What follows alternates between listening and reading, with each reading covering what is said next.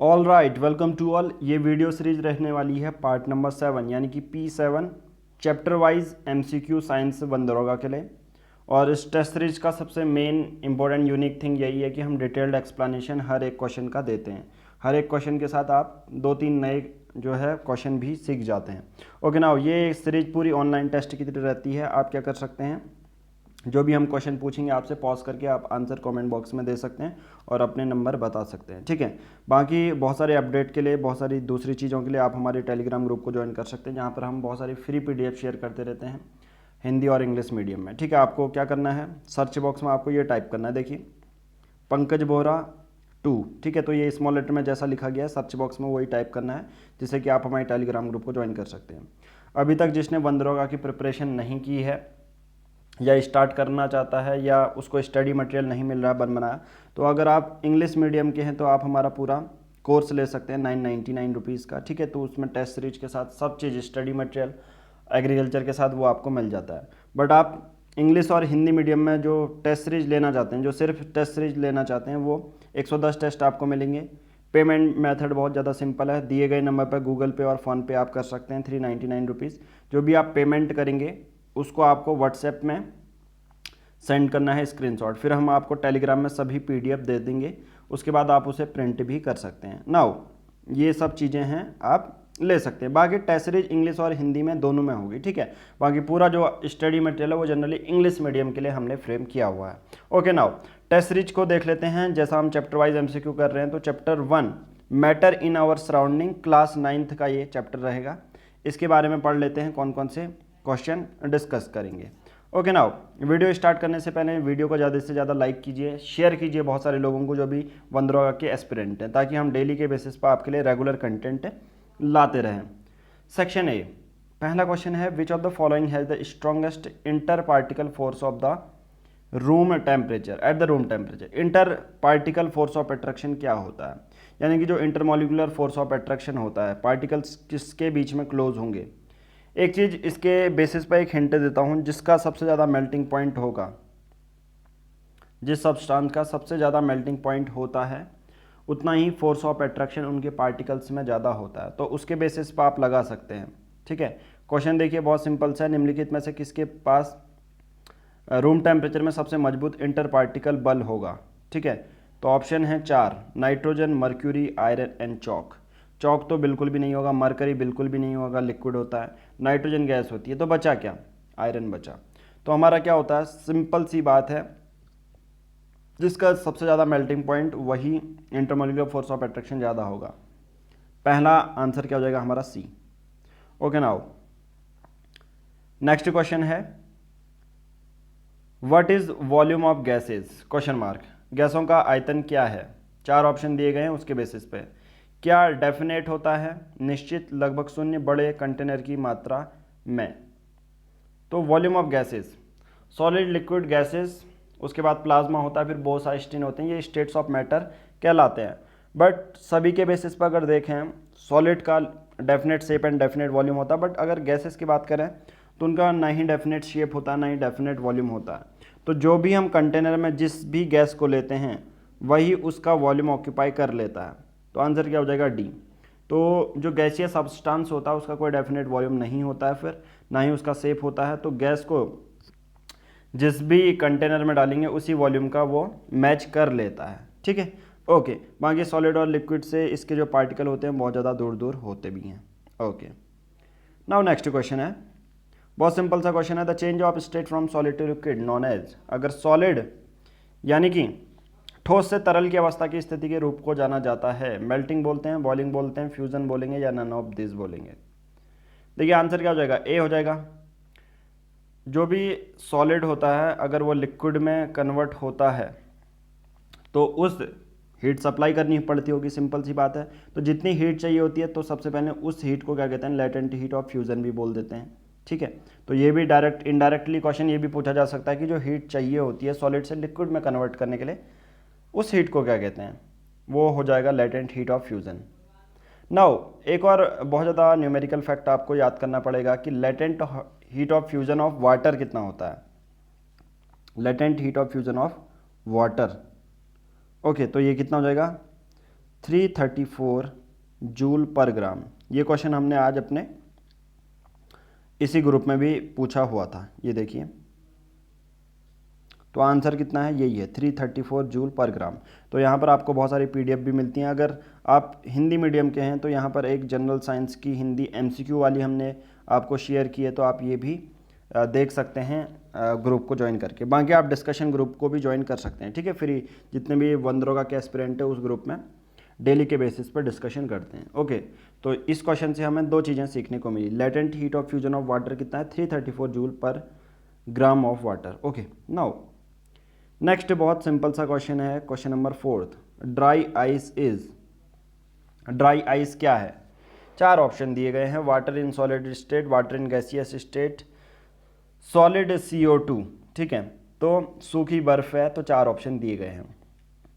तो dry ice क्या होती है, ड्राई आइस होती है CO2 इन सॉलिड स्टेट, यानी कि अगर सॉलिड स्टेट जो कार्बन डाइऑक्साइड है सॉलिड स्टेट में, तो उसे ड्राई आइस कहते हैं। एक और चीज़ याद रखना, ड्राई आइस को कभी कभी क्या बोल देते हैं, कार्ड आइस बोलते हैं।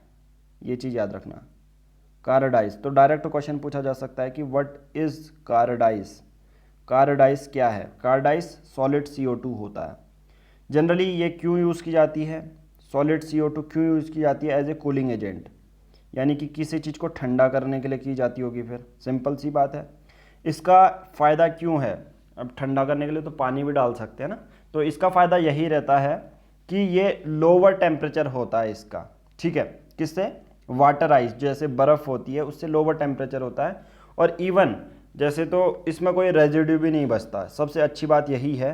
देखिए बहुत जगह कूलिंग एजेंट की तरह काम करता है सॉलिड CO2, तो कोई पूछेगा क्यों करता है कूलिंग एजेंट, जो बर्फ़ होती है उससे भी कम टेम्परेचर होता है, और बर्फ़ में तो बर्फ़ पिघलेगी तो पानी बच जाएगा ना, तो पूरा स्टेज को या दूसरी चीज़ों को ख़राब कर सकता है, बट यहाँ पर कोई रेजिड्यू नहीं बचता है। तो ये भी क्वेश्चन पूछा जाता है। Okay okay, now next question है, the boiling point of water on Kelvin scale is, boiling point of water कितना होता है, 100 डिग्री सेल्सियस होता है, बट हमसे पूछा क्या है केल्विन में, केल्विन स्केल पर पानी का क्वथनांक क्या होगा। ओके, तो सिंपल सी बात है, डिग्री सेल्सियस को अगर केल्विन में बदलना है तो केल्विन का क्या होता है, डिग्री सेल्सियस को 273 से ऐड कर देते हैं, तो 100 + 273 373 हो जाएगा, तो आंसर हो जाएगा C। Okay, now next question है, the process of change of liquid into vapour at any temperature is called, the process of change of liquid into vapour at any temperature is called. देखिए बहुत simple सी है, किसी भी temperature में liquid अगर vapour में convert हो जाता है, यानी कि मतलब एक तरह से ये मान लो कि आपने यहाँ पर लिक्विड डाला है और ये वेपराइज हो जा रहा है, उड़ जा रहा है, जैसे कपड़े सूखते हैं। अब कपड़े सूखने के लिए तो ऐसा ज़रूरी नहीं होता ना 100 डिग्री सेल्सियस ही होना चाहिए, तभी जो पानी बॉयल होगा तभी कपड़े सूखेंगे, ठीक है। किसी तापमान पर वाष्प में तरल के परिवर्तन की प्रक्रिया को कहा जाता है प्रसार, वाष्पीकरण, शीतलक या ताप, ठीक है। ये ऑप्शन है आपके लिए, तो आंसर क्या हो जाएगा, ये बहुत ज़्यादा इंपॉर्टेंट है और ये बहुत सारे लोग कंफ्यूज भी होते हैं। तो ये क्या होता है, तो आंसर क्या हो जाएगा, इवापोरेशन। तो इसी को कहते हैं इवापोरेशन, जिसमें कि एक सब्सटेंस है यानी कि लिक्विड है, वेपर स्टेट में बदल जाता है, हल्की सी भी धूप होगी, हल्की सी भी हवा चलेगी तो उसे इवापोरेशन कहेंगे, ठीक है। बाकी बिलो इट्स बॉइलिंग पॉइंट, ये भी याद रखना कि ऐसा ज़रूरी नहीं है कि पानी का तो बॉइलिंग पॉइंट 100 डिग्री सेल्सियस होता है, तो हवा भी चलेगी पर 100 डिग्री सेल्सियस तो नहीं है ना। तो सिंपल सी बात है, बॉइलिंग पॉइंट से नीचे वाले टेम्परेचर में अगर लिक्विड वेपर में कन्वर्ट हो रहा है तो इसे इवापोरेशन बोलेंगे या वेपोराइजेशन बोलेंगे, ठीक है। तो आंसर हो जाएगा B. Okay, now next question, next question है which factor affecting evaporation. Evaporation अभी आप समझ चुके होंगे, कोई भी लिक्विड अगर गैस में कन्वर्ट हो जाता है या वेपर बन जाता है below it's boiling point, boiling point से नीचे में, तो कौन कौन से फैक्टर उस पर डिपेंड करते हैं। तो आंसर क्या हो जाएगा, आंसर हो जाएगा आपका, देखिए ये हिंदी माध्यम के लिए भी आप पॉज करके इसको देख सकते हैं, ठीक है। तो temperature, surface area, both A and B या none of the above, answer हो जाएगा C, both A and B. देखिए अब इसमें क्या है, जनरली इस पर जो इवापोरेशन है इन सब में काम करता है। अगर बात करें टेम्परेचर, जैसे जैसे टेम्परेचर बढ़ेगा रेट ऑफ इवापोरेशन भी बढ़ जाता है, पहला पॉइंट। जैसे जैसे टेम्परेचर बढ़ेगा रेट ऑफ इवोपोरेशन भी बढ़ेगा।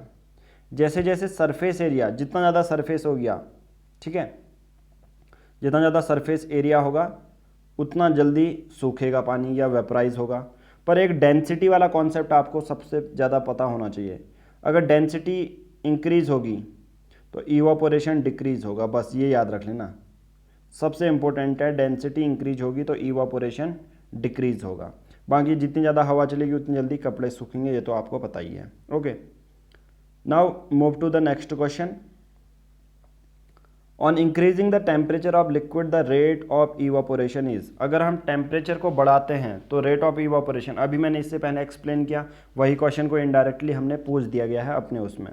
तो आंसर क्या हो जाएगा कि अगर टेम्परेचर को बढ़ाते हैं लिक्विड के तो उसका इवापोरेशन भी बढ़ जाएगा। तो आंसर क्या हो जाएगा? ए। बस डेंसिटी का याद रखना, ठीक है। Density inversely proportional to evaporation होता है, इन्वर्सली प्रोपोर्शनल, ठीक है। ये तो डायरेक्टली प्रोपोर्शनल हो गया, density inversely proportional to evaporation. ये देखो इन्वर्सली मतलब क्या होता है, अगर डेंसिटी इंक्रीज हो रही है तो इवापोरेशन डिक्रीज होगा, डेंसिटी अगर डिक्रीज हो रही है तो इवापोरेशन इंक्रीज होगा। तो ये याद रख लेना। Okay, now next question. Fluids are, तरल पदार्थ हैं, हिंदी माध्यम के लिए आप पॉज कर लो। बाकी फ्लूइड्स आर, फ्लूइड्स कौन कौन से होते हैं? सिंपल सी बात है, फ्लूइड किसे कहते हैं? एक ऐसा सब्सटेंस जो पूरी तरह डिफॉर्म हो जाए अगर उस पर थोड़ा सा भी स्ट्रेस डालते हैं। फ्लूइड्स सबसेट, जनरली देखिए फ्लूइड में कौन कौन इंक्लूड होते हैं? एक तो होता है लिक्विड, एक होता है गैसेस, एक होता है प्लास्टिक सॉलिड। कभी कभी कॉम्प्रिहेंसिव जो कॉम्पिटिटिव एग्जाम होते हैं प्लास्टिक सॉलिड भी इंक्लूड कर देते हैं, और प्लाज्मा। प्लाज्मा तो आयनाइज्ड गैस, आप सबको पता है।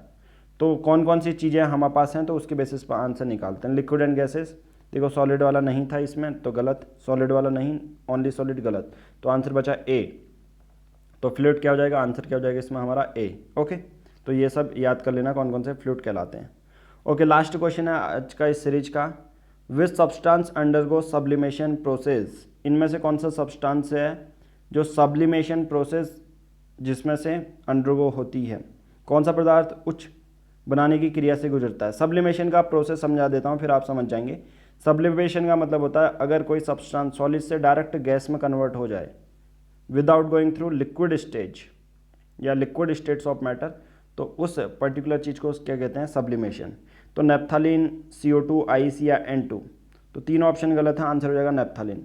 नेप्थलीन बॉल्स वही बॉल्स होती हैं जनरली सॉलिड से डायरेक्ट गैसियस में चेंज हो जाती हैं बिना लिक्विड में बदले। अब नेप्थलीन बॉल्स आपको घर पे देखने को मिलती है पहले, अभी तो यूज़ नहीं की जाती है जनरली। पहले क्या होता है, सपोज आपकी अलमीरा है तो उस पर जनरली जैसे विंटर क्लोथ हैं, विंटर क्लोथ अब समर आने वाला है तो आप विंटर क्लोथ को कहाँ अलमीरा में रख दोगे और नेप्थलीन बॉल्स डाल दोगे वहाँ पर, ताकि वो एक बैड स्मेल नहीं आए, एक अच्छी स्मेल आए उस अलमीरा से। तो नेप्थलीन बॉल्स का यही अच्छा करैक्टरिस्टिक्स है कि डायरेक्ट सॉलिड से वो गैसियस फॉर्म में रहता है। तो इस वीडियो में इतना ही। जैसा कि हम हर एक वीडियो में 10 क्वेश्चन करते हैं, आपको 10 आउट ऑफ अपने आंसर आप बता सकते हैं, ठीक है।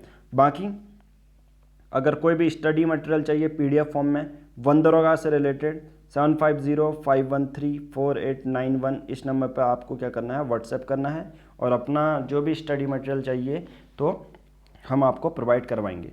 नाउ यहाँ तक अगर आप पहुँच चुके हैं तो ज़्यादा से ज़्यादा इस वीडियो को लाइक कीजिए और शेयर कीजिए, ताकि डेली के बेसिस पर हम आपके लिए ऐसी डिटेल्ड एक्सप्लेनेशन वाली वीडियो लाते रहें।